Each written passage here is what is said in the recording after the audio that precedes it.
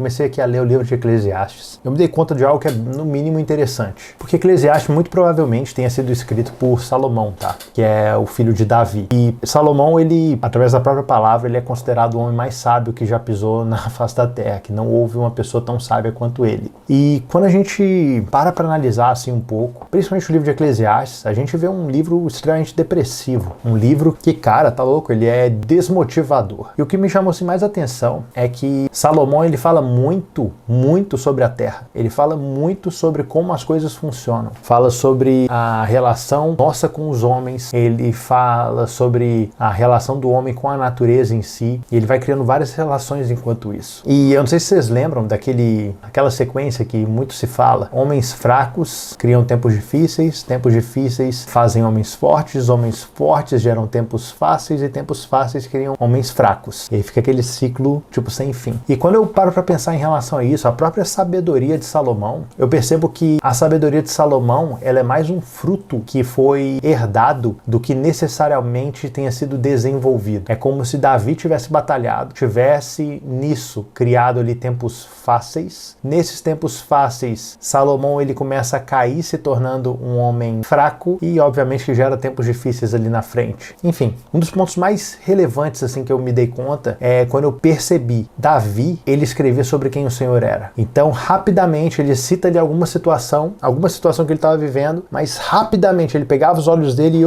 puxava para quem o Senhor era. Ele não ficava com os olhos nele focados na situação. Ele não ficava nisso. Tanto que tem ali texto que ele fala, eu vejo os ímpios que eles fazem isso, eles prosperam, não sei o que, mas eu olho para o Senhor. E ele sempre volta os olhos dele para quem o Senhor é. E Salomão é muito interessante. Ele fala sobre o Senhor rapidamente, mas rapidamente ele já volta os olhos dele para a terra. E cara, quando a gente vai falar sobre felicidade, propósito, sobre algo que realmente nos torna fortes, eu não consigo ver isso, eu não consigo encontrar isso olhando para a terra, olhando para outros homens. Eu vejo que, da mesma forma que no livro de Eclesiastes, Salomão vai falando que é tudo vaidade, é vaidade de vaidade, tudo é vaidade, como correr atrás do vento. Quando eu olho para a terra como uma forma de encontrar sentido, como uma forma de encontrar felicidade, é uma perda de tempo, é uma perda de tempo. E eu percebo a sabedoria em si, por si só, até ele aqui mesmo fala que não existe diferença do insensato para o sábio, porque todos têm o mesmo fim. Mas eu percebo que a sabedoria, quando aplicada da forma correta, quando você compreende quem é a sabedoria, que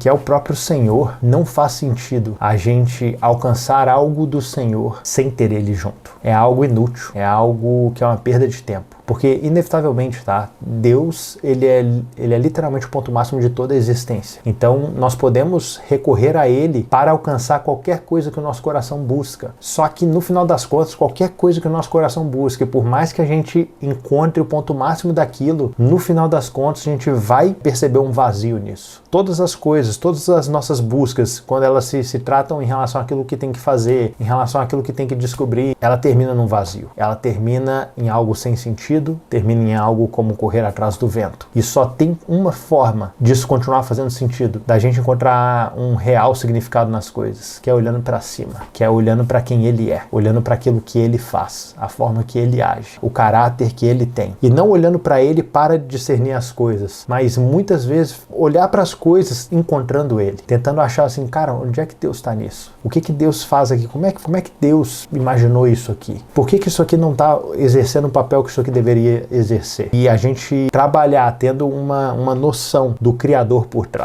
E não simplesmente usufruir do conhecimento que o Criador tem para a gente fazer aquilo que a gente quer fazer. Porque, inevitavelmente, se a gente focar 100% simplesmente em relação àquilo que nós podemos conquistar, em relação àquilo que o nosso braço pode fazer, cara, a gente vai terminar que nem Salomão. Mesmo sendo sábio, mesmo não negando nenhum dos prazeres pra gente. Cara, basicamente, Salomão viveu a vida que todas as pessoas desejam viver. Cara, ele não negou nenhuma das coisas que o coração dele desejou. E ainda assim, ele chega ao final da vida dele ali, ele, ao escrever o livro de Eclesiastes, ele fala, cara, que é tudo inútil. É tudo como correr atrás do vento. Se a gente não tiver uma percepção clara do motivo real das coisas, a gente vai acabar tendo o mesmo fim.